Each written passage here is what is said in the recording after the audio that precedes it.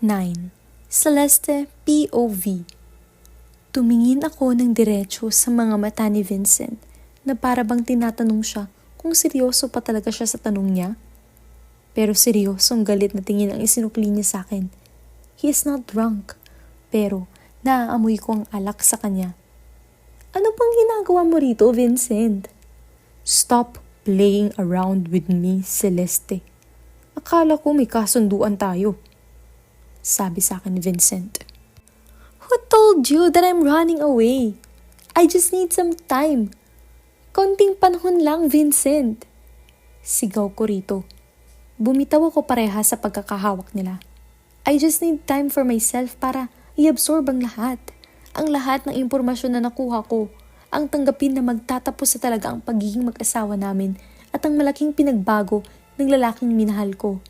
I just need some time too para gumaling yung sakit na nararamdaman ko bago ko siya harapin ulit. Pwede ba, Vincent? Tantanan mo muna si Celeste. Sabat ni Primo. You don't tell me to do anything. Why would I let her stay here with you? Baka ano pang gawin mo sa kanya? Sasampalin ko na sana si Vincent pero nauna siyang sinuntok ni Primo. Nakita kong naglapitan ang mga PSG ni Vincent at ninikot ang kamay ni Primo. Damn it, let me go! Lumaban ka ng patas, Vincent. I'll kill you. Galit na galit si Primo. Vincent is sitting on the floor. Di ko alam kung malakas talaga ang suntok ni Primo o may tama siya ng alak kaya siya tumumba. I can kill you here. Tumayo si Vincent at akmang susugod pero humarang ako sa harapan niya. Tama na! I shouted at him. Tila nagulat siya when I burst into tears. Celeste, you don't listen. Naturingan kang pinuno ng bansa. Pero sa ibang tao, nagagawa mong makinig. Pero sa sarili mong asawa, hindi mo nagawa.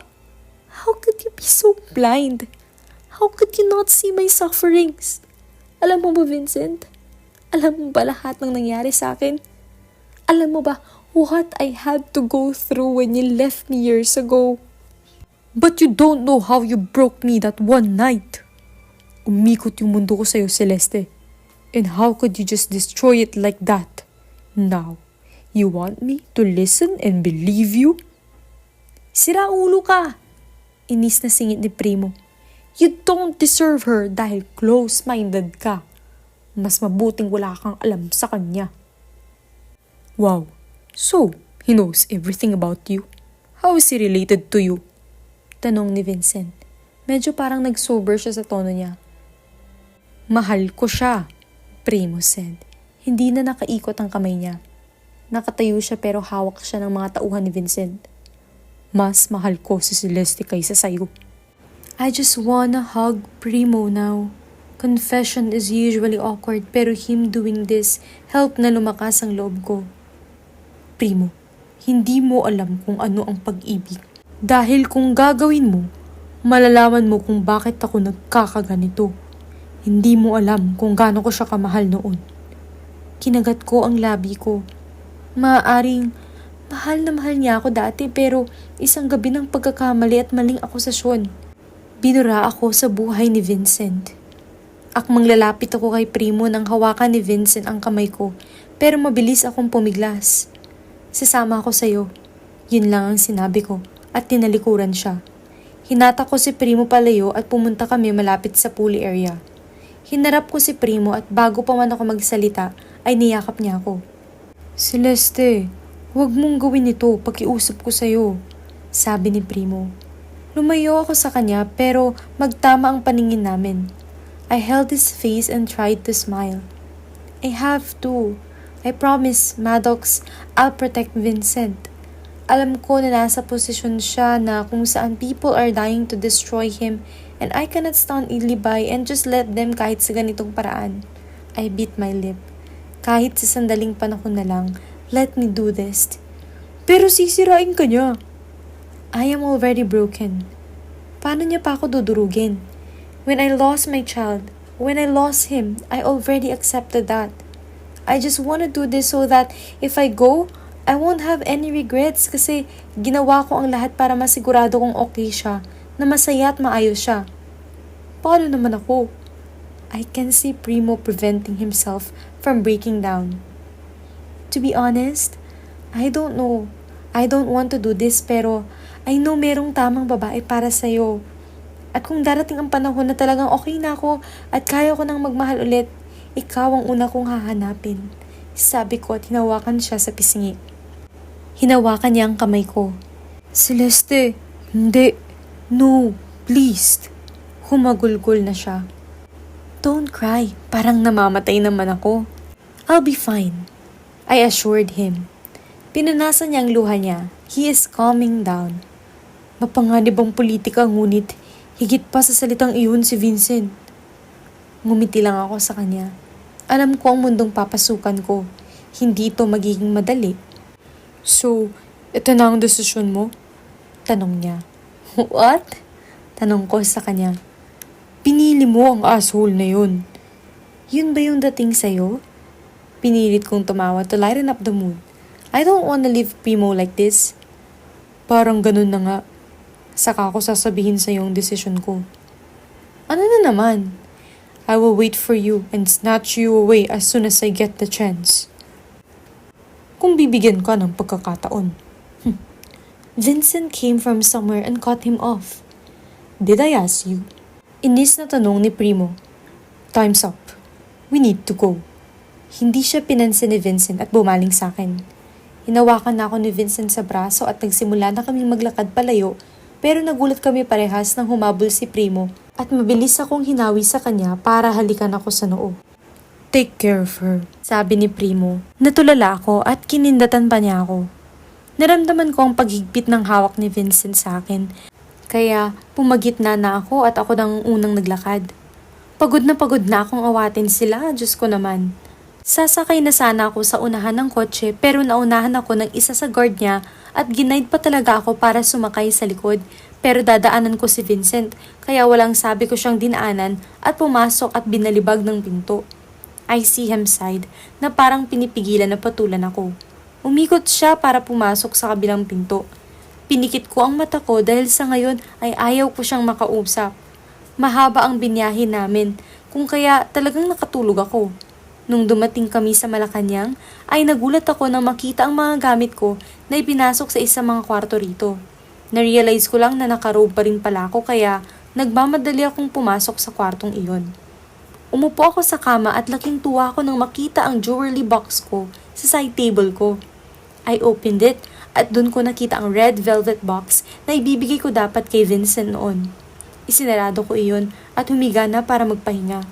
Pakiramdam ko ay pagod ako. Napabalikwas ako ng bangon nang may bumukas ng pinto sa kung saan. Sigurado akong nilock ko ang pintuan ko. Nag-roll eyes ako nang makita kong si Vincent iyon. It looks like pumasok siya sa isang connecting door. Don't tell me kwarto mo yun. Bored kong tanong. Yes. Plain nitong sagot sa akin. Sigaw ko at nagtakip ng unan sa mukha. Ang weird. Katabi ko siya ng kwarto at wala akong balak marinig ang harutan nila ni Selena. Nagulat ako nang hinatak iyon ni Vincent. Fix yourself. Aalis tayo. Sana naman. Umupo ako. Hindi ba pwedeng magpahinga muna tayo, Vincent? Nakapagpahinga ka sana kung hindi ka tumakas. You have to meet some people. I'll meet you downstairs. Sabi nito at bigla na lang tumalikod. Ibabato ko sana yung unan kaso bigla siyang humarap at nag-cruise ang mga kilay niya. And just to let you know, it is just not the media ang kailangan nating paniwalain. Pati ang tao sa paligid, including staff, katulong, kapwa politicians, lahat, except Ryan and his guys. They are my trusted PSG. Be careful sa kilos mo. Tumalikod na ito ulit. Galit ako sa kanya. I decided to wear a white dress na lampas tuhod lang ng konti pero body hogging siya.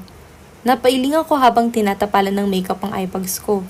Tumalikod ako sa salamin to ensure that my tattoo won't show up. Kinuha ko ang purse ko at iniwan ko na lang ang cellphone ko sa side table bago nagpas siyang bumaba. Pababa pa lang ako ng hagdan nang may sumalubong na saking maid. Madam President, kami na po ang magdadala nito. Hinihintay na po kayo ni Mr. President sa hapagkainan. Sabi ng isa. Pwede bang Celeste na lang? Ang awkward kasi ng madam. Pasensya na po. Isa po yun sa mga sinusunod namin. Yun lang po ang pwedeng itawag namin sa inyo, madam. Sagot ng isa. I awkwardly smiled at tumangutango na lang silang sinundan. I followed them and there I found Vincent sitting sa pinakadulong mesa at hindi siya nag-iisa. May mga ilang taong nag-aagahan kasama siya. The madam is here, anunsyo ni Ryan. Kaya nagulat pa ako nang nagtayuan ng mga tao at mas nakakakilabot ng peking ngiti na nakaguhit sa gwapong mukha ni Vincent. Dahan-dahan akong lumapit at nung malapit na ako ay inabot ni Vincent ang kamay niya. Nag-alinlangan pa akong abutin yun pero hinawakan ko ang mga kamay niya. He looked at me straight in the eyes na para bang he is expecting me to do something. What? Nag-aalangan na naman ay lumapit ako at humalik sa pisngi niya at peking ngumiti sa mga tao doon. Good morning. I'm sorry I'm late. Sabi ko. Hon, they are my cabinet members. Pagturo ni Vincent pero napalingon ako sa kanya. Hon? Ngumiti lang siya sa akin. Sorry at ngayon ko lang napakilala ang misis ko. I know you'll understand me. I needed to protect her. Sabi ni Vincent. He guided me to my seat na nasa kanan niya. Ipinag-urong niya pa ako ng upuan. Gusto ko sana siyang asarin ngayon. Sana pala hindi siya nagpolitika at nag-artista na lang. Mas magaling pa siya sa akin. Nagpakilala isa-isa ang mga tao doon. What they do at kung gaano sila kagalak na makilala ako. Grabe, Madam President! Fan na fan mo ang anak kong babae, sabi ni Maria. Ngumiti ako sa kanya.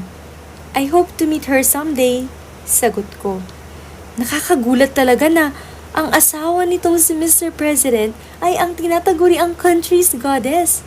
I mean, sigurado akong alam naman ito ni Mr. President na 3 straight years ka ng most beautiful face sa bansa. Sa totoo lang ay nalungkot ako nung tinanggihan ako ng manager mo na kumbinsihin ka na tulungan ako sa eleksyon. Now I understand. Ikaw pala ang First Lady, sabi ni Secretary Suarez. Liningon ko si Vincent para sana ipagmayabang sa kanya ang mga sinasabi ng kabinete niya. Pero nahinto yun nang pagpalitin niya ang plato naming dalawa. Pati mga tao doon ay napatitig sa kanya. Huminga ako ng malalim para pigilan ang nagbabadyong emosyon sa akin. Ginawa niya ito dati. Paano ba naman kasi? Ginawa niya lang naman ako ng tinapay na may palaman na keso at mayo. Shit, saan ka ba nakakita ng normal na tao na umiiyak sa tinapay?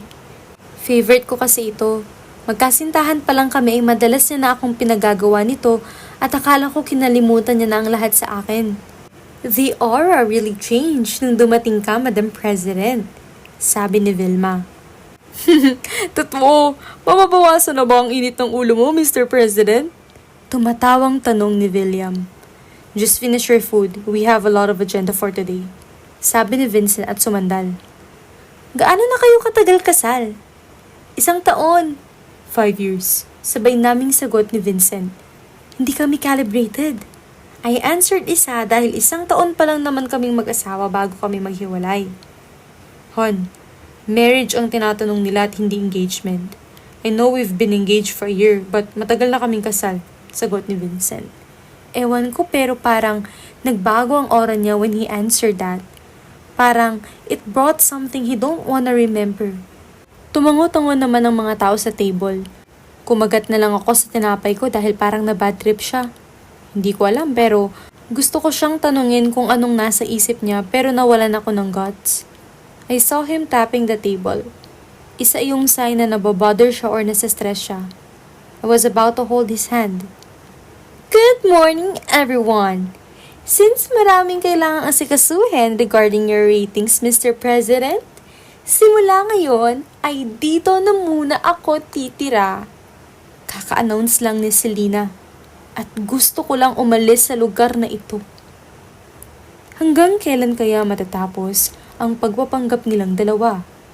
Hanggang pagpapanggap na nga lang ba ito o matutuloy ang kanilang naudlot na relasyon? Paano nga ba makakapag-adjust si Celeste ngayong kasama niya sa iisang bubong si Vincent at ang kanyang karibal / half-sister na si Selena? Abangan sa mga susunod na kabanata.